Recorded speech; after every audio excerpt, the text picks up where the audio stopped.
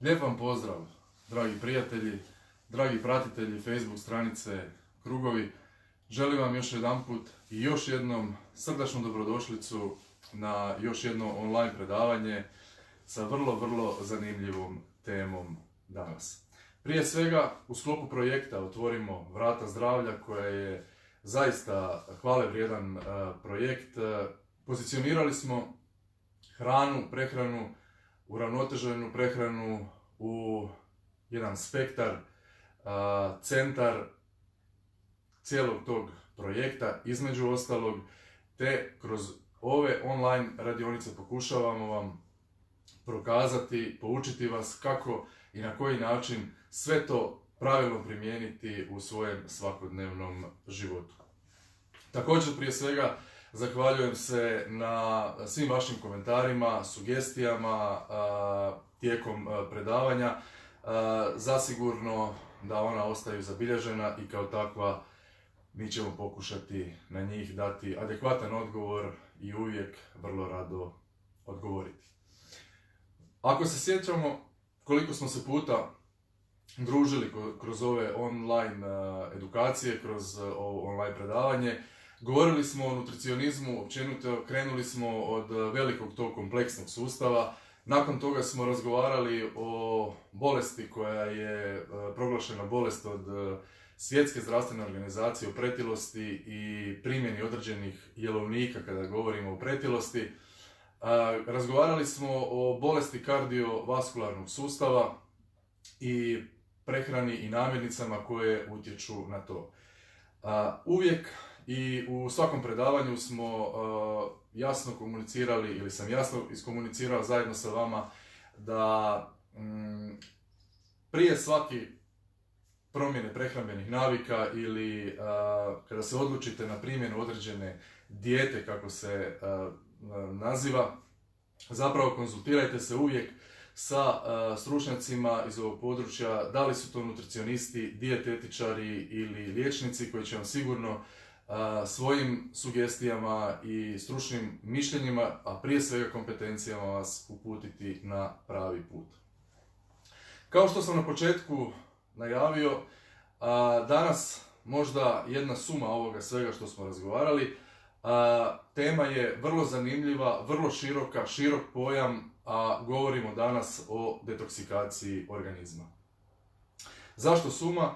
Iz vrlo jednostavnog razloga. Ako krenemo od samog početka, detoksikacija ili uvriježeni naziv je čišćenje organizma. Međutim, u našim stručnim terminima i terminologijama ponovo se vraćamo na sam početak i uvijek vam jasno i nedvosmisleno kažemo: konzultirajte se prije ovakvog jednog procesa čišćenja ili detoksikacije organizma uvijek sa stručnjakom, jer svaka detoksikacija nije za svaku osobu i vrlo oprezan treba biti u provođenju tog cjelokupnog procesa.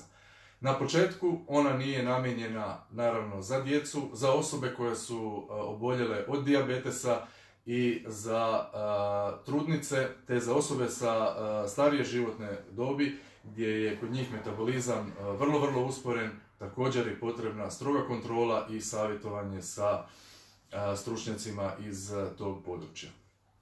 Toksini, štetne tvari, sve su to pojmovi koje se vrte nama svima po glavama kada govorimo o nekakvom čišćenju organizma.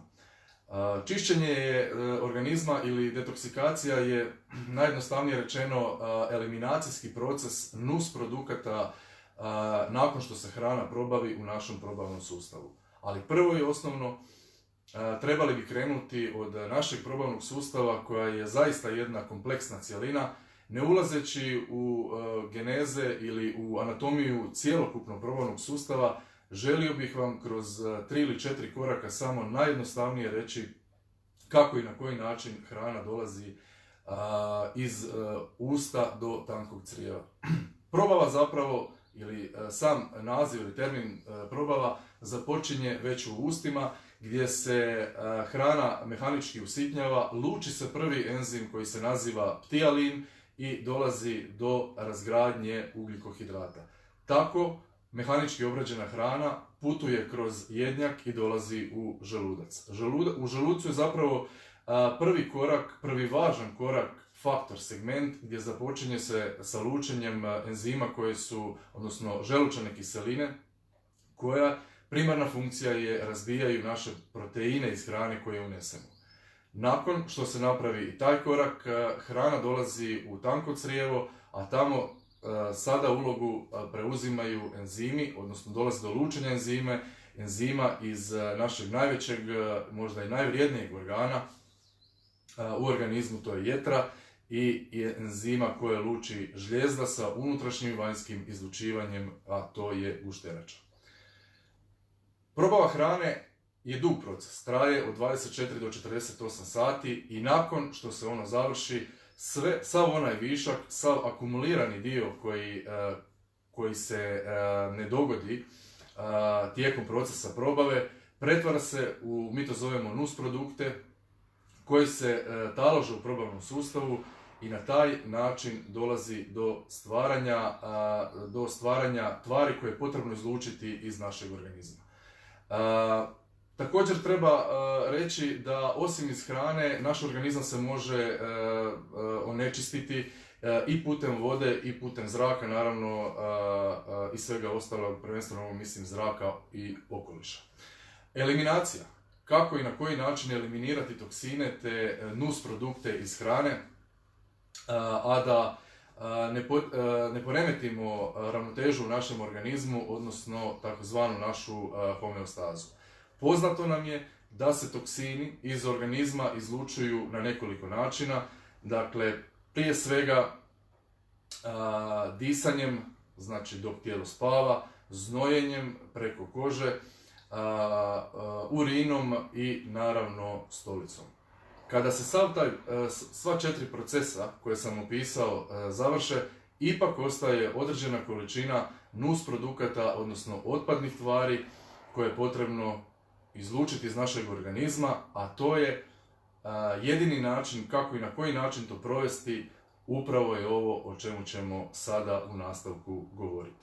Ali prije svega oprez, konzultacija sa liječnicima, sa nutricionistima, pa bih tako samo usput spomenuo da je proces detoksikacije, odnosno čišćenja organizma, bio poznat i u dalekoj povijesti, čak iz doba Kleopatre, gdje zapisi govore da se kupala u kozjem mlijeku kako bi došla do regeneracije svoje kože. Stari Grci su nevjerojatnu moć pripisivali češnjaku, konzumacijom češnjaka zbog pročišćavanja krvožilnog sustava i prvenstveno krvi, a negdje tamo u 13. stoljeću kršćanska Europa se, kako dokumenti govore, okrenula prema tome da je bila zapravo preporuka izostanak konzumacije mesa minimalno 3 dana, a kasnije i uvođenja posta. Post.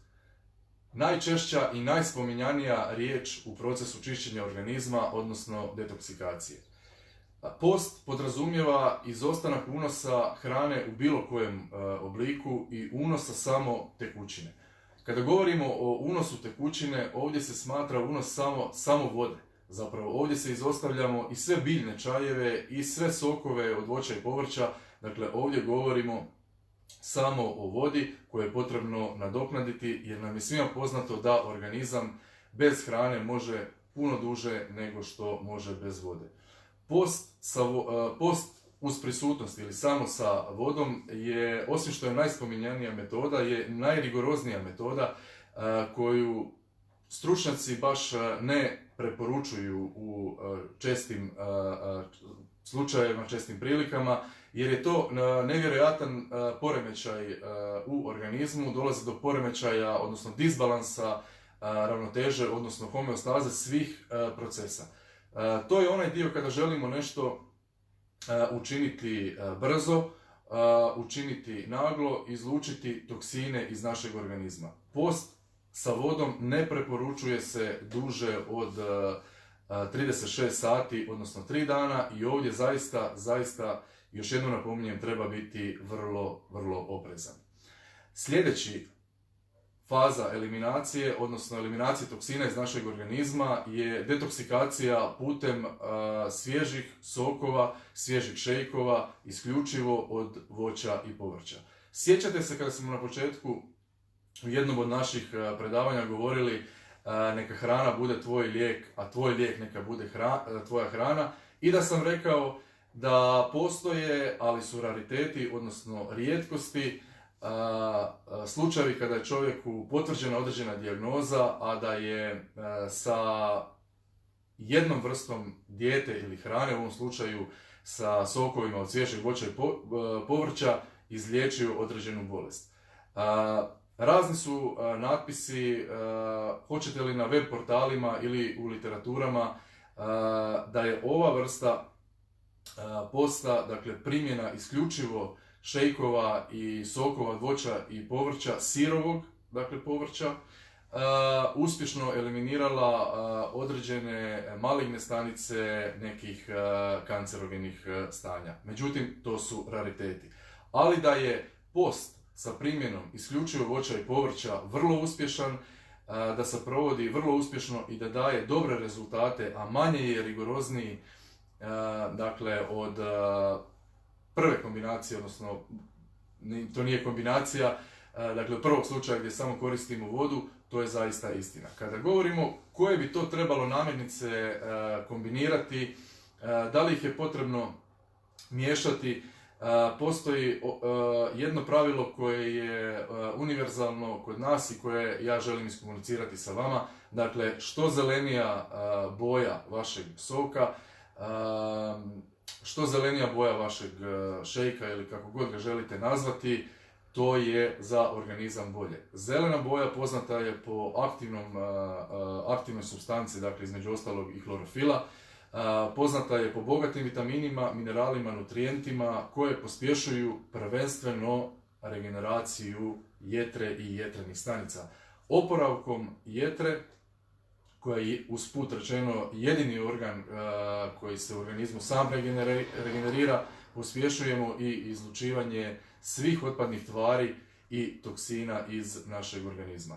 Kada sam vam rekao što zelenija boja to bolje, dakle ovdje nemojte razmišljati puno i zamarati se s time koje povrće recimo kombinirati ili koje povrće smijete kombinirati sa voćem. Jednostavno u svoj blender, u svoj shaker, dakle stavite svježi špinat, brokulu, zelenu salatu, zalite sa malomasnim ili jogurtom ili sojinim ili bademovim mlijekom, dodajte malo orašastih plodova, sjemenke sezama i lana, sve to dobro zblendate i popijete. Dakle, ovo se primjenjuje 2 do 3 puta na dan. Ovaj način čišćenje organizma, odnosno detoksikacija pomoću, odnosno primjenom svježeg voća i povrća. Treća metoda koja je pokazala se dosta učinkovita u cjelokupnom našem i radu i sa klijentima, korisnicima, sa pacijentima, je jednostavno eliminacijska dijeta. Proces eliminacijske dijete je vrlo jednostavan, a imate samo jednu zadaću, a to je osluškivati svoje tijelo kakve vam signale ono šalje.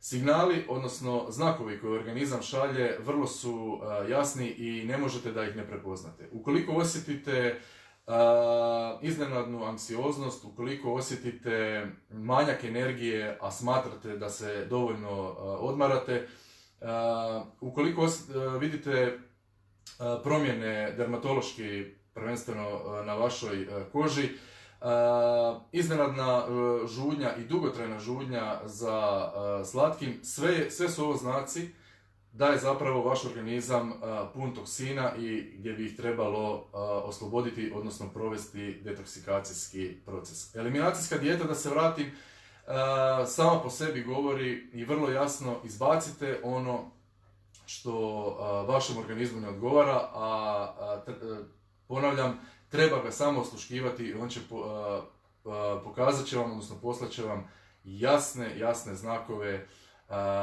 kako ih zapravo prepoznati. U eliminacijskoj dijeti postoji nekoliko pravila kojih se treba striktno držati.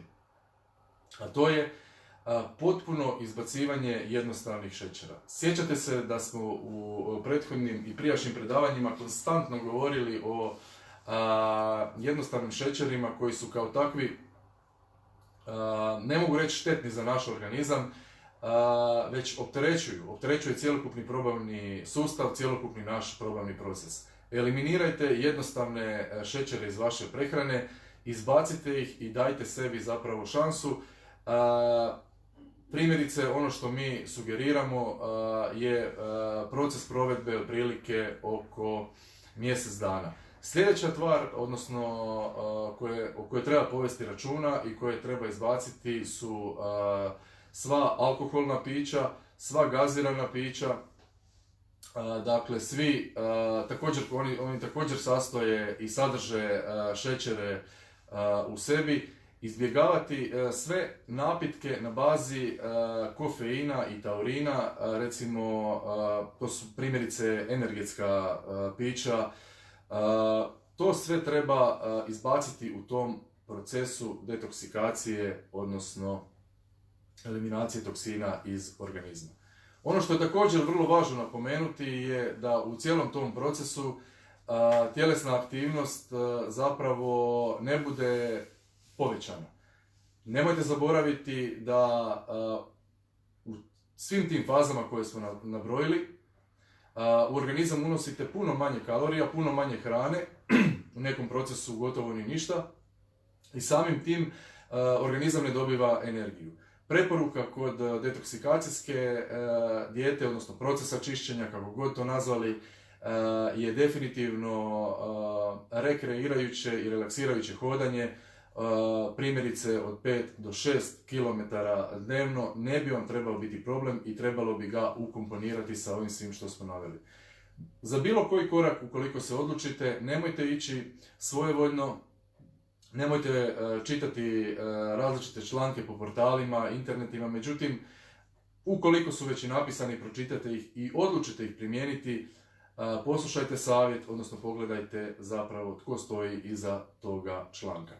Nijedan post nije preporučljiv, odnosno nijedan proces detoksikacije nije preporučljiv da traje dugo.